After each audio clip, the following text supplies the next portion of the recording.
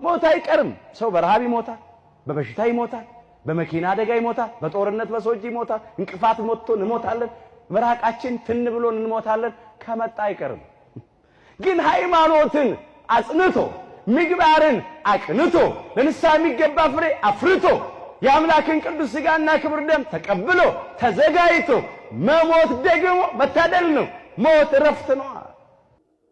ቅናተ ቤትከ በልዓኒ፣ የቤት ቅናት በላኝ፣ የቤት ቅናት በልቶኛል ተብሎ በክቡር ዳዊት የተዘመረውን ርዕስ አድርገን የተነሳንበትን ቃል አስተዋሉት ይላል። በዚህ በዮሐንስ ወንጌል ምዕራፍ 2 ቁጥር 17 ላይ ተመዝግቧል። ቅናተ ቤትከ በልዓኒ፣ የቤት ቅናት በላኝ የሚለውን ቃል አሰሙት ይላል።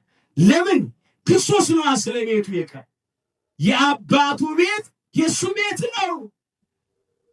ይትግበሩ ቤተ አቡየ ቤተ ምስያት፣ የአባቴን ቤት የንግድ ቤት አታድርጉት። የአባቱ ቤት የሱ፣ ለአብ ያለው ሁሉ የኔ ነው ብሏል በዮሐንስ ወንጌል ምዕራፍ 16 ቁጥር 15። አብ ወልድ መንፈስ ቅዱስ አንዲት ስልጣን፣ አንዲት አገዛዝ፣ አንዲት መንግስት። አንዱ ከአንዱ አይበልጥም፣ አንዱ ከአንዱ አያንስም። አንዱ ያለ አንዱ የነበረበት ዘመን የለም፣ ደግሞ የሚኖርበት ዘመን አይኖርም። አስተውሉ። ከዘላለም እስከ ዘላለም አብ ወልድ መንፈስ ቅዱስ ዘላለም ቅድስት ሥላሴ እኔን አብ አንድ ነን ነው ያለው በዮሐንስ ወንጌል ምዕራፍ 10 ቁጥር 30 ላይ። ለዚህ ነው ለአብ ያለው ሁሉ የኔ ነው፣ የአባቴን ቤት የንግድ ቤት አታድርጉት። የአባቱ ቤት የእርሱ ቤት ነው። ቤቴ ለአሕዛብ ሁሉ የሚሆን የጸሎት ቤት፣ ለእሱ የንግድ ቤት ስራ። ይሄ በቁሙ ታሪኩ ነው። አጸዳው ቤተ መቅደሱ። እነኛ የአይሁድ ካህናትን ስልጣናቸውን ሻረ፣ ካለቅነታቸው ገፈፈ። የማይገባውን ነገር በመቅደሱ ሲያደርጉ አግኝቷቸዋልና እዛም የነበረውን ነገር አስወጣ። የዚህ ታሪክ ምስጢራዊ ትርጉም ምንድን ነው? ምስጢራዊ ትርጉሙን እናንተ ምስጢራዊ ትርጉሙ እንደዚህ ነው። ባካችሁ አስተውላችሁ ተከታተሉ። የአይሁድን ፋሲካ ቀርቦ ነበረ ይላል። የአይሁድ ፋሲካ ያለው በቤተ እስራኤል የተመሰለ አዳምና እኛ ልጆቹ ነን። የኛ ፋሲካ ቀርቦ ነበረ ማለት ነው። ፋሲካ ማለት መጀመሪያ ማለፍ አልፎ መሄድ ነው ብለናል። ፋሲካ ማለት ሁለተኛ ማዕዶት መሻገር ነው ብለናል። ምን ማለት መሰላችሁ? ሞት፣ መርገመ ሥጋ፣ መርገመ ነፍስ ከኛ የሚያልፍበት ጊዜ ቀርቦ ወይም ደርሶ ነበረ ማለት ነው። ይሄ ነው ምስጢሩ። ሞትን ከኛ ሊያሳልፍ በመርገመ ሥጋ ላይ መርገመ ነፍስ፣ በሞተ ሥጋ ላይ ሞተ ነፍስ፣ በርደተ መቃብር ላይ ርደተ ሲኦል ተፈርዶብን ነበረ። ይሄ ነው ይቀስፈን የነበረ፣ ይሄ ነው ያጠፋን ይገድለን የነበረ ቀሳፊው ይሄ በአዳምና በእኛ በልጆቹ ላይ ነበረው። ይሄ ያልፍ ነበረ ማለት ነው። እሱ ብቻ ግን አይደለም። በፋሲካው ለእስራኤል ለሥጋ መሻገር ሆኗል፣ ነፃ መውጣት ሆኗል። እንዲሁ አዳምና እኛ ልጆቹም ከሞት ወደ ሕይወት የምንሻገርበት፣ ከጨለማ ወደሚደነቅ ብርሃን፣ ከሲኦል ወደ ገነት የምንሻገርበት፣ ከዲያብሎስና ከሰራዊቱ አገዛዝ ነፃ የምንወጣበት ጊዜ ቀርቦ ነበረ ማለት ነው። ኢየሱስ ክርስቶስ ወደ ኢየሩሳሌም ወጣ ይላል። ኢየሩሳሌም ማለት ሀገረ ሰላም ማለት ነው። የሰላም ሀገር፣ የሰላም ከተማ ማለት ነው። ለጊዜው በቁሙ ወደ ኢየሩሳሌም ነው የወጣው። ምስጢሩ ግን ወደ ዕፀ መስቀል ላይ ወጣ ማለት ነው። ወደ ቀራንዮ ኮረብታ ወጣ። የሰላም አምላክ፣ የሰላም አባት፣ የሰላም አለቃ፣ የሰላም ንጉሥ ሰላማዊ ኢየሱስ ክርስቶስ ለምን ፋሲካችንን ሊያደርግ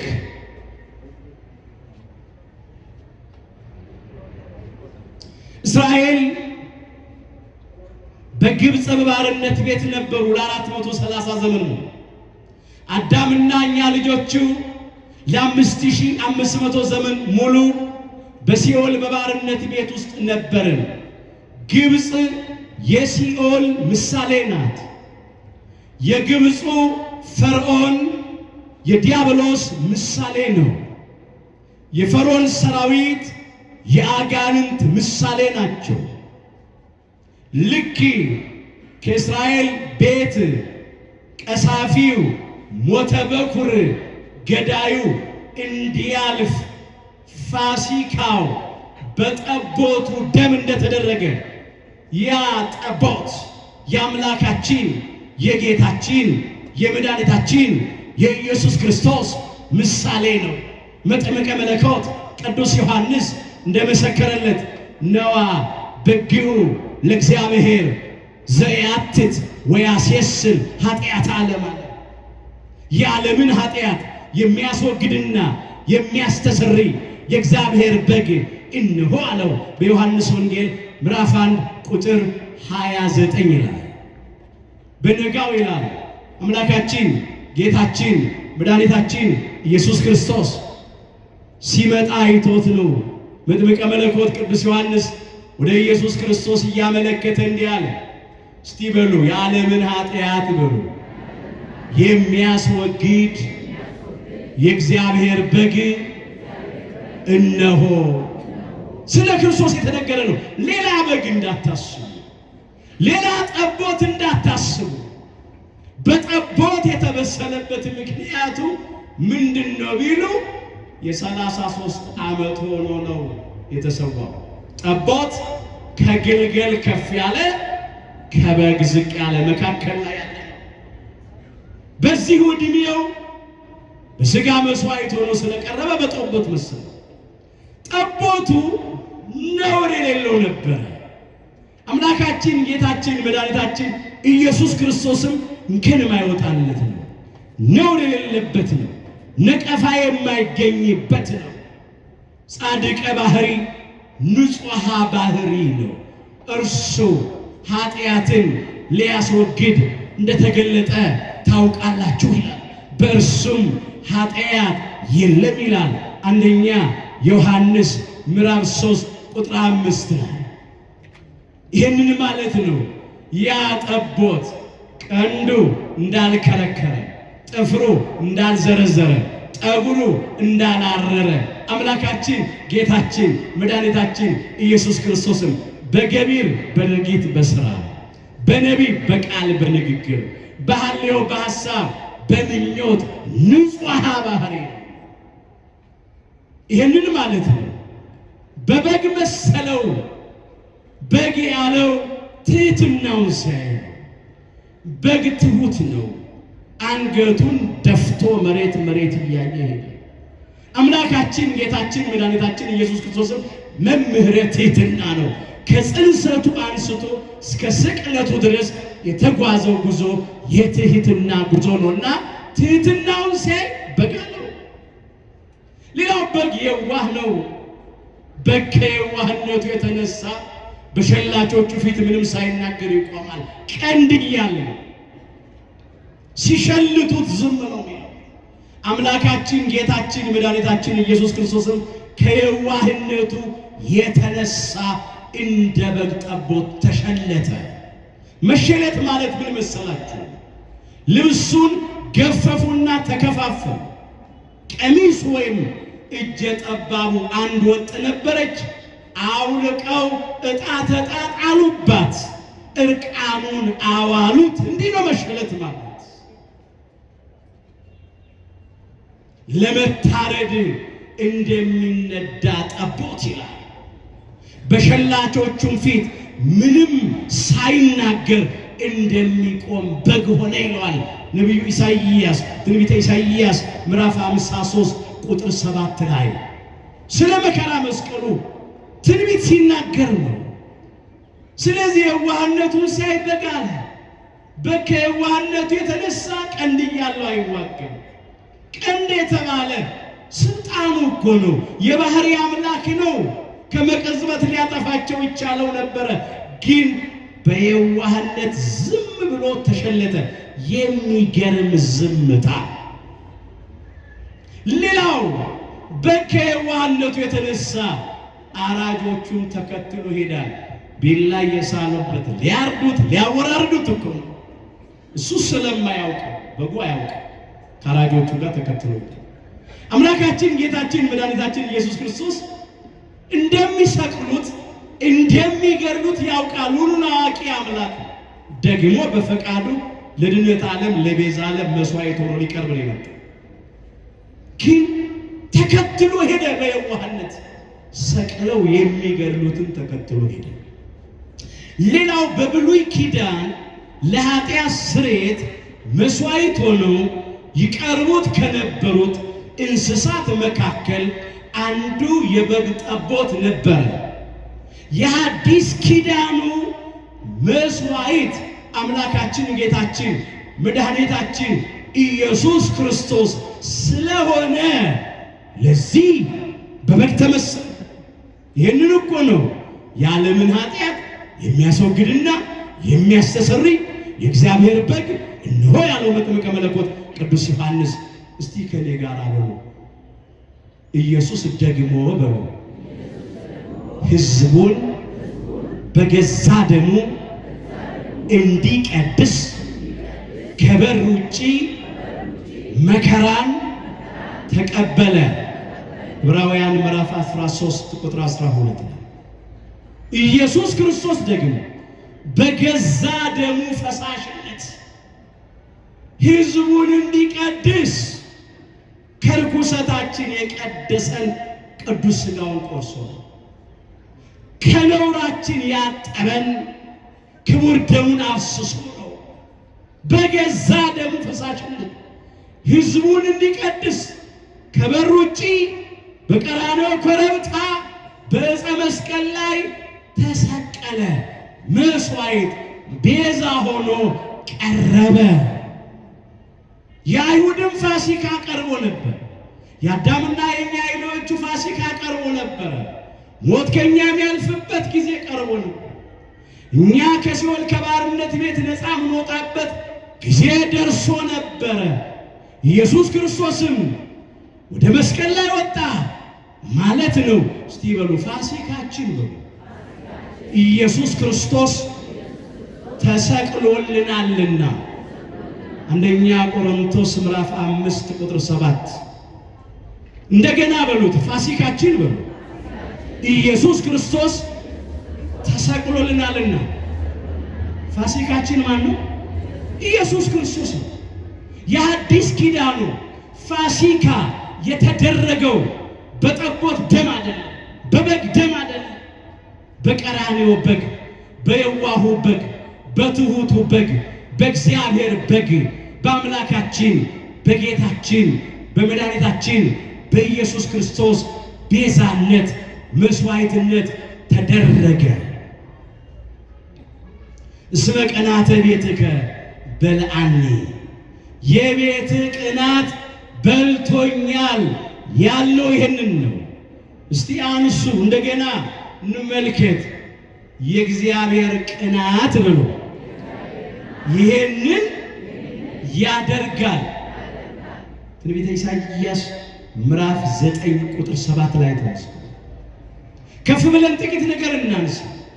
የአምላካችን የጌታችን የመድኃኒታችን የኢየሱስ ክርስቶስን ልደት አስቀድሞ ተናገረ።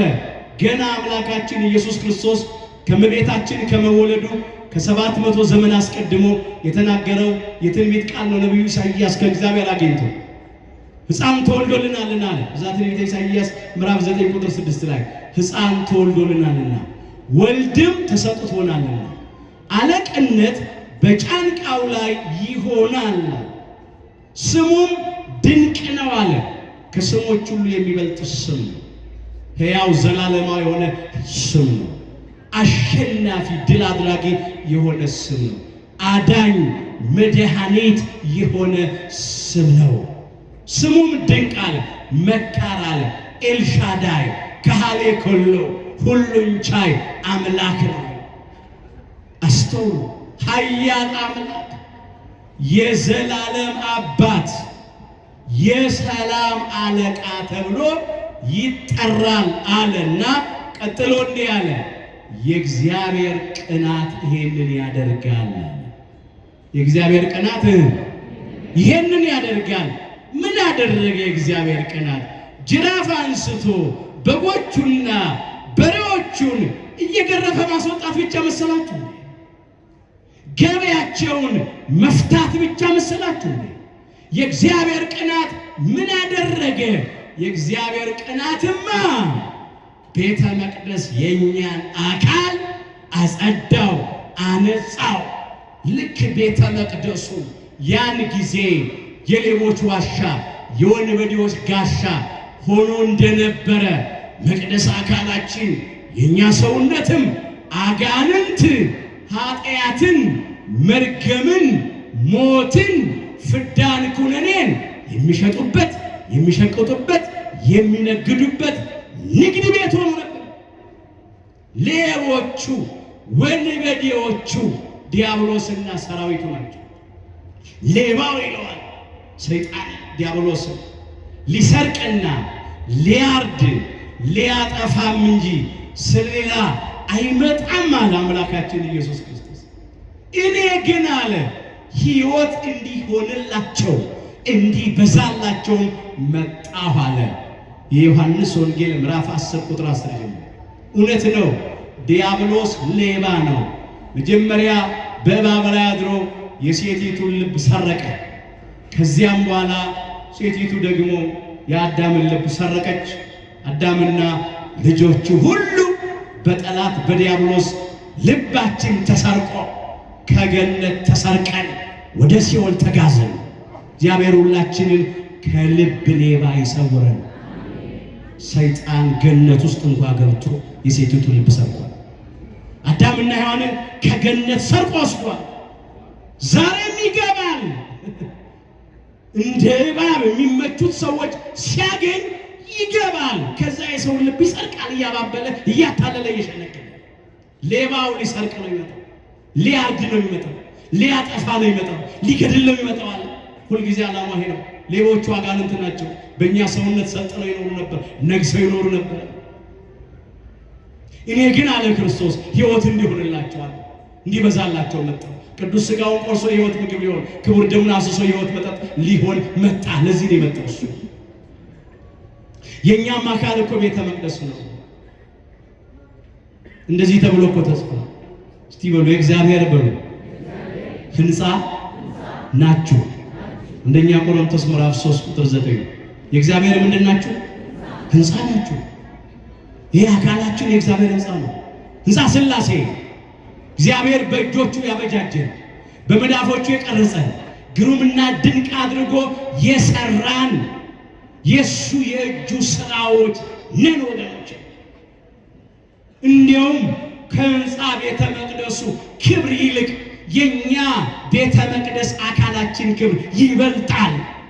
ቀድሞም ቢሆን በጥንተ ተፈጥሮ የፈጠረን አምላካችን እግዚአብሔር ነው። እጆች ሰሩኝ አበጃጁኝም እንዳስተውል አድርገኝ እያለ ክቡር ዳዊት ዘምሯል በመዝሙር 118 ቁጥር 73 ላይ። ለሁላችንም ማስተዋሉን ይስጠን። የእጆቹ ስራዎች ነን። ሕንጻ ቤተ መቅደሱ ከድንጋይ ከብሎኬት ከአሸዋ ከጠጠር ይሰራል፣ ከሲሚንቶ ይሰራል። የኛ አካልን እሱ በእጆቹን ያበጃጀን በመዳፎቹን የቀረጸን ግሩምና ድንቅ አድርጎ ነው የፈጠረን። በአዲስ ተፈጥሮም እንደገና ፈጠረ፣ እንደገና አነጸን፣ እንደገና ሰራን። እኛም ቤቱ ነን። ግን በእኛ ልብ ሰይጣን ነግሶ ወንበዴዎቹ እነሱ ናቸው፣ ሌቦቹ እነሱ ናቸው። የአባቴ ቤት የጸሎት ቤት ይባላል አለ። እኛን የፈጠረን ስሙን እንድንቀድስ እንድናወድስ መንግስቱን እንድንወርስ ነበረ። ግን ዲያብሎስና ሰራዊቱ የኃጢአት ንግድ ቤት አድርገውን ነበር፣ የሞት ንግድ ቤት አድርገውን ነበር። የእግዚአብሔር ቅናት ይህንን ያደርጋል። እግዚአብሔር መቅደስ ለሆነው ለእኛ አካል ቀና። የእግዚአብሔር ቅናት ምን አደረገ? አካላዊ ቃል እግዚአብሔር ወልድን ከሰማይ ሰማያት እንዲወርድ አደረገው። ከቅድስተ ቅዱሳን ከድንግል ማርያም እንዲወለድ አደረገው። ወደ ግብፅ በረሃ እንዲሰደድ አደረገው። በ30 ዘመኑ በዮርዳኖስ መሃል በዮሐንስ እጅ እንዲጠመቅ አደረገው። 40 ቀን 40 ሌሊት እንዲጾምና እንዲጸልይ ከዲያብሎስ ተፈትኖ ዲያብሎስን ድል አድርጎ ዲያብሎስን ድል የምናደርግበትን ኃይል ለእኛ ልጆቹ እንዲሰጠን አደረገው። የእግዚአብሔር ቅናት የሚያደርግ የእግዚአብሔር ቅናት ምን አደረገ? በቃሉ ትምህርት ሕሙማነ ነፍስን እንዲፈውስ አደረገ። በእጁ ተአምራት ሕሙማነ ሥጋ እንዲፈውስ አደረገ። የእግዚአብሔር ቅናት ይህንን ያደርጋል። ምን አደረገ? በጸሎተ ሐሙስ ምሽት ታልፎ እንዲሰጥ አደረገው። ሥጋው አልቆ አጥንቱ በረዶ እስኪመስል ድረስ ደሙ እየነጠረ እንዲገረፍ አደረገው። በእርሱ ቁስል እኛን ሊፈውስ ነው። የእግዚአብሔር ቅናት ይህንን ያደርጋል። እርቃኑን እንዲውል አደረገው። ለእኛ ጸጋውን ያለብሰው። ሐሞትና ከርቤ መራራውን እንዲቀምስ አደረገው። ለእኛ ጣፋጩን ያጠጣል። የሾህ አክሊል እንዲደፋበት አደረገው። ለእኛ የሕይወትን አክሊል ያቀዳጀን።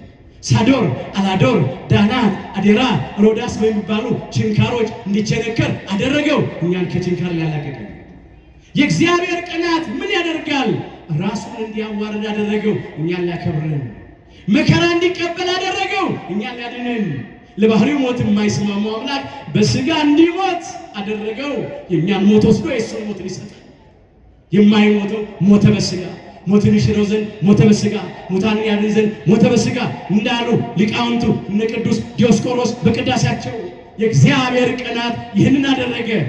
ጅራፍ አንስቶ ቤተ መቅደሱን ማጥራት ማንጻት ብቻ አይደለም፣ የእሳት ጅራፍ አንስቶ መቅደስ አካላችንን አጸዳው። ዲያብሎስንና ሰራዊቱን ከኛ ልብ አራቀልን። የአመፃ መዝገብ ተገለበጠ። የሞት መውጊያ ተሰበረ። ጠላት ዲያብሎስና ሰራዊቱን ከመንገዳችን ላይ በመስቀል ጠርቆ አስወገደ። ሞት ከኛ አለፈ። ፋሲካ ሆነ። መርገም አለፈ። ነውር ተንከባለለ። ቀሳፊ አለፈ። ሌላው እኛ ደግሞ ከሲኦል ወደ ገነት ከሞት ወደ ሕይወት ከጨለማ ወደሚደነቅ ብርሃን ተሻገርን። ማዕዶት ሆነልን።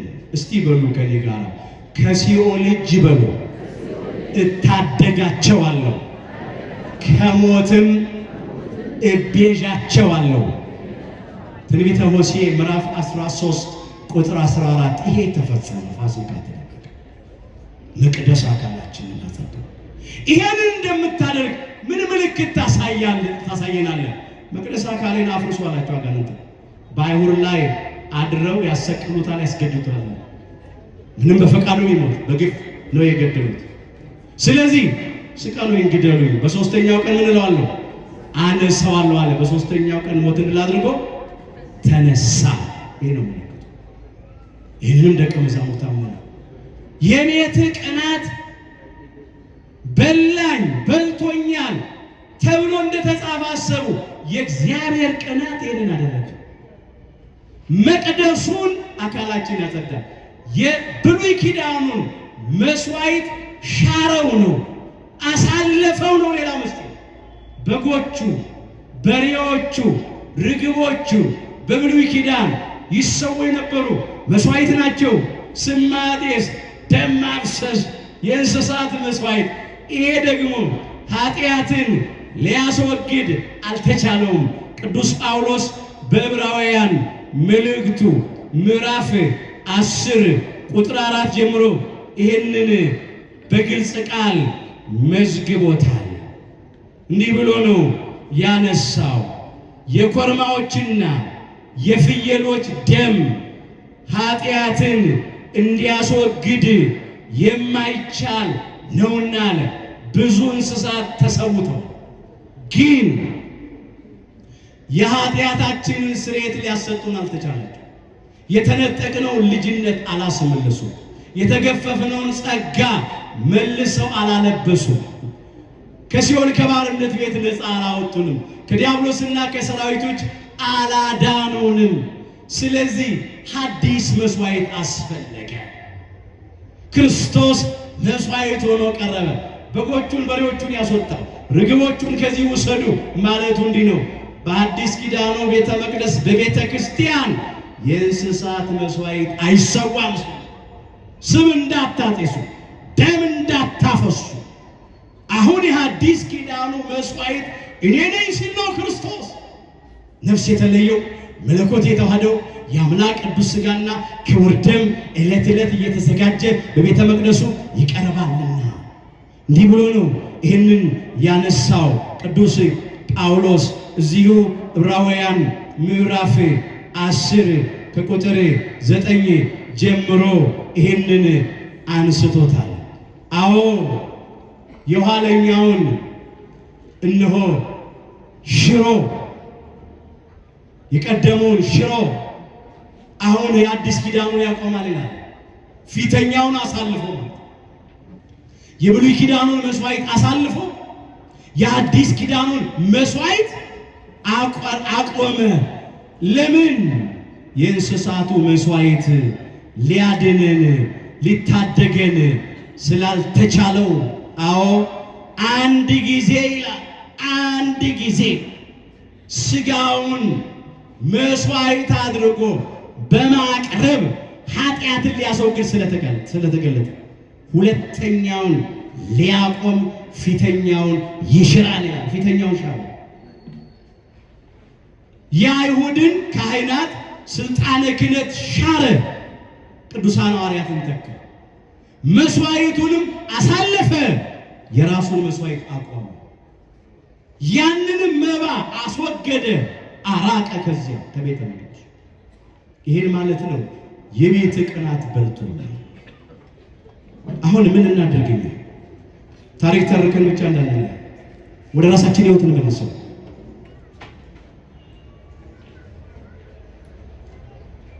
የቤት ቅናት በልቶናል። በመጀመሪያ እንደ ክቡር ዳዊት ስለ እግዚአብሔር ቤት መቅናት። ክቡር ዳዊት ከዝግባ በተሰራ ቤተ መንግስት እየኖረ የእግዚአብሔር ቃል ኪዳን ታቦት በመጋረጃ በድንኳን ውስጥ ስለነበር ቀና። ዛሬም ወደ ገጠሪቱ ቤተ ክርስቲያን እንይልስ። ምን ይመስላሉ አብያተ ክርስቲያናት? ሊወድቁ ያዘመሙ ናቸው። ጣራቸው ዝናብ የሚያስገባ ነው። ወለላቸው ያፈር ነው። ግድግዳቸው ሸረሪት ያደራበት ነው። አባቶቻችን ካህናቱ የሚለብሱት የአገልግሎት ልብሰ ተክህኖ አጥተው በእናቶች ቀሚስ የሚቀድሱበት ዕጣን የለም፣ ጧፍ የለም፣ ሻማ የለም። አንዳንድ ቦታ ሻማውን ጧፉን አንዴ ተጠቅመው አጥፍተውት እንደገና ሌላው አገልግሎት ቀን ያበሩታል። እኛ በተሸለሙ ቤቶቻችን እንኖራለን። የእግዚአብሔር ቃል ኪዳን ታቦት በሳር ጎጆ ውስጥ አለ፣ ባዘመመ ቤት ውስጥ አለ። ስለዚህ እንደ ክቡር ዳዊት እንቅና። አሁን የምትሰሩ የምታሰሩ አላችሁ። የእግዚአብሔርን ቤተ ክርስቲያን የሚገባ ነው፣ ቀጥሉበት፣ አጽኑት። ይሄን ነገር ግን ከዚህ የራቀን ከተማ ብቻ አይደለም፣ ወደ ገጠር እንውጣ። እውነት ነው፣ ከተማ ያሉት አብያተ ክርስቲያናት ብዙ ሚሊዮን ብር የወጣባቸው ናቸው። ችግር የለም ከተማ ላይ፣ ግን ወደ ገጠር ስንወጣ ችግር የለም። ለእግዚአብሔር ቤት እንቅና። የቤቱ ቅናት ያንገብግበን፣ ያቃጥለን። የቤት ቅናት በልቶኛል ማለት ይሄ ነው። መጀመሪያ እግዚአብሔር አምላካችን በእውነት የተዘጉት አብያተ ክርስቲያናት የሚከፈቱበት፣ የፈረሱት መልሰው የሚታነጹበት ዘመን ያምጣልን። ብዙ አብያተ ክርስቲያናት ተዘግተዋል፣ ብዙዎቹ ፈርሰዋል። የታደሉት እነ ክቡር ዳዊት ስለ ቤቱ ይቀናሉ። እነ ሶሎሞን ቤተ መቅደሱን ይሰራሉ። የታደሉ ናቸው፣ ይቀናሉ፣ ይንገበገባሉ። የኢትዮጵያም ነገስታት እንዲነበሩ ብዙ አብያተ ክርስቲያናት አንጸዋል። ዛሬ ያልታደሉት ደግሞ ያፈርሳሉ። ያቃጥላሉ፣ ያወድማሉ። ሰው ያወቀው ፀሐይ የሞቀው የአደባባይ ምስጢር ነው። ዛሬም የቤቱ ቅናት ያንገብግበን፣ ያቃጥለን። በሰዎችም እየፈረሰ ነው፣ እየተቃጠለ ነው፣ እየወደመ ነው ያለው። ገንዘብ በማጣት አቅም በማጣት ብቻ መሰላቸው እንዴ? ሆነ ብለውም የሚያፈርሷቸው አሉ፣ የሚያወድሟቸው አሉ። ዛሬ ለዚህ ነው በቅናት ምን ገብገብ የሚገባው ስለ እግዚአብሔር ቤት። የቤት ቅናት በልቶ ሌላው የቤት ቅናት በልቶኛ ንግድ ቤት ስላደረጉት አይደል ይቀር። ስለዚህ አጸዳው። ዛሬ እኮ አንዳንድ ጊዜ የአምልኮት ቤት መሆኑ ቀርቶ የንግድ ቤት እኮ ሆኖ እናየዋለን። በዓላት በመጡ ቁጥር ወራዊም ይሁን ዓመታዊ ክብረ በዓላትም ይሁን ቤተ መቅደሱ በር ላይ አጥሩ ዳርና ውጪ ጥግ ምንድን ነው የሚሰራው? አንዳንዴ ውስጥ ድረስ ይገባል ንግዱ። የንግድ ቤት እኮ ነው የሚመስለው፣ ገበያ ማዕከል እኮ ነው የሚመስለው። የእግዚአብሔር ቤት እኮ የጸሎት ቤት ነው። ኪዳኑን የምናደርስበት፣ ቅዳሴውን የምንቀድስበት፣ የምናስቀድስበት፣ ሰዓታቱን የምንቆምበት፣ ማህሌቱን የምናደርስበት፣ ዝማሬውን የምንዘምርበት፣ ስላደረገን ነገር የምናመሰግንበት፣ ሊያደርግልን ስለምንፈልገው ነገር የምንለምንበት፣ ደጅ የምንጠናበት ነው። የሰማይ ደጅ ነው። የጸጋው ግምጃ ቤት ነው። ቃለ እግዚአብሔር የሚነገርበት ነው። ስብሐተ እግዚአብሔር የሚፈስበት ነው። ቅዱሳን መላእክት የሚወጡበት የሚወርዱበት ነው። የአምላክ ቅዱስ ሥጋና ክቡር ደም የሚፈተትበት ነው እንጂ የእግዚአብሔር ቤት የንግድ ቤት አይደለም። ይለውጠናል። ሸቀጥ ነው እኮ ንግድ ነው ያለው። ዛሬስ አምላካችን ጅራፉን ቢያነሳ ማን ይተርፋል? ደግሞ እኛ ካልገዛናቸው እነሱ እኮ ኮተቱን ተሸክመው እኮ አይመጡም። ነጋዴዎቹ ገበያ እኮ የሚያደርጉት ገዢ ስላገኙ እኮ ነው። ተባባሪዎቹ እኛ ነን። ልብሱን ዕቃውን ተሸክመው ይመጣሉ። እኛም ደግሞ ልክ ገበያ እንደመጣን ገዝተን እንሄዳለን። የቤት ቅናት በልቶኛል። በዓይነ ሕሊናችን እናስተውል። አሁን እኛ መኖሪያ ቤት ነጋዴዎች ገብተው እንሽጥበት ቢሉ እንፈቅዳለን? እንኳን መኖሪያ ቤታችን ግቢ ውስጥ ቅጥር ውስጥ ቀርቶ በሩ ላይ እንኳን አጥራችን ስር እንዲናረጋለን ምን ቢሉ እኮ እንቃወማለን። እንዴ የኔ ቅጥር ነው፣ የኔ ደጅ ነው፣ ዞር በል ነው ምን ነው። የእግዚአብሔር ቤት ከኛ ቤት ይነስል። ለምንም ለቤቱ ማንቀር ድርሻ እኮ አለ። ለምን አንቃተልም? ለምን አንገበገብም? ይህ አንዱ ነው። ሌላው የቤት ቅናት በልቶኛል አለ።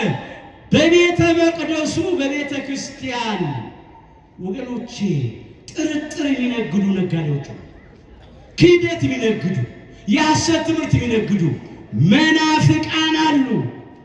እኛን ተመሳስለው ገብተው የኛን ቆብ አጥልቀው፣ የኛን ካባ ደርበው፣ የኛን ጥምጥም ጠምጥመው፣ በእኛ ቋንቋ እየተናገሩ የኛን መስቀል አንገታቸው ላይ አንጠልጥለው፣ እኛ ወደ ምሕረት ላይ እየቆሙ፣ እኛ መቅደስ ውስጥ እየገቡ የጭቃ ውስጥ እሾሆች፣ ቢጻሳውያን፣ ውሸተኞች ወንድሞች። እስቲ በሉ ከኔ ጋራ በውሸተኞች ወንድሞች በኩል በሉ ፍርሃት ነበረብኝ። ሁለተኛ ቆሮንቶስ ምዕራፍ 11 ቁጥር 26 በውሸተኞች ወንድሞች በኩል ምን ነበረብኝ? ፍርሃት ነበረብኝ። ቅዱስ ጳውሎስ ነው ያነሳው። ሌላውን መከራ ችግሩን ዘረዘረ ጻፈና በውሸተኞች ወንድሞች በኩል ፍርሃት ነበረብኝ። እሱ ይሰበስባል፣ ውሸተኞች ወንድሞች ይበትኑበታል። እሱ ይክባል፣ ውሸተኞች ወንድሞች ይንዱበታል። እሱ ያቀርባል፣ ውሸተኞች ወንድሞች ያልቁበታል። እሱ ያሳምናል፣ ሐሰተኞች መናፍቃን ያስክዱበታል። ዛሬም የእውነተኞቹ የሃይማኖት አባቶች የሊቃውንተ ቤተ ክርስቲያን ፍርሃት፣ ስጋት ውሸተኞች ወንድሞች ናቸው። ሃይማኖትን እናድሳለን ባዮች ቤተ ክርስቲያን ውስጥ ገብተዋል። ከኛ ጋር ተመሳስለው መቼስ ግንባር ላይ አይጻፍም። ካባውም ሰናፊሉም መስቀሉም ቆቡም ጥምጥሙም ገበያ ላይ ይሸጣል። እውነተኞቹን የሃይማኖት አባቶች ከሐሰተኞች ለዩ። እውነተኞቹን መነኮሳት ከሐሰተኞች ለዩ። እውነተኞች ካህናትን ከሐሰተኞች ለዩ። እናጠምቃለን የሚሉ ስልጣነ ክህነት የሌላቸው ጸጋ እግዚአብሔር ያልተሰጣቸው አሉ። ትውልዱን ያደነዘዙ እሺ የጨነቀው ምን ያገባል የባሰበት ምን ይባላል? በቤተ ክርስቲያን ቅጥር ውስጥ እኮ ነው ዛሬ አጥማቂዎች ነን ባዮች አንዳንዶቹ ጋኔን ጎታቾች ናቸው። ይሄ እየተነገረ አይደል? ጨንቆላ፣ ድግምት፣ መተት፣ አስማት ይነግዱዋል አይደል? ተበላሽቷል እኮ ዛሬም ቤቱ በስንት ነገር ተሞልቷል። የቤት ቅናት በልቶኛል። እንደው ዝም ብሎ መከተል አይደለም፣ ማጣራት፣ መመርመር፣ መጠየቅ ያስፈልጋል። ጠርጥር ገንፎም ውስጥ አለ ስንጥር አሉ። ዝም ብሎ ተመቸ ብሎ ዋጧት ማድረግ ነው። የዋህ ቃልን ሁሉ ያምናል ይላል ሰሎሞን። ብልህ ሰው ግን አካሄዱን ይመለከታል ይላል መጽሐፈ ምሳሌ ምዕራፍ 14 ቁጥር 15 ላይ። በየዋህነት መነዳት አይደለም፣ ይሄው ንግድ ነው።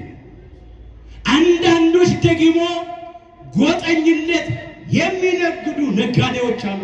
መለያየት የሚነግዱ ነጋዴዎች አሉ። ጸብን፣ ክርክርን፣ መበላላት፣ መነካከስን፣ ጥላቻን የሚነግዱ ነጋዴዎች አሉ። የአባቴን ቤት የጎጠኝነት ንግድ ቤት አታድርጉት ይላል አምላካችን።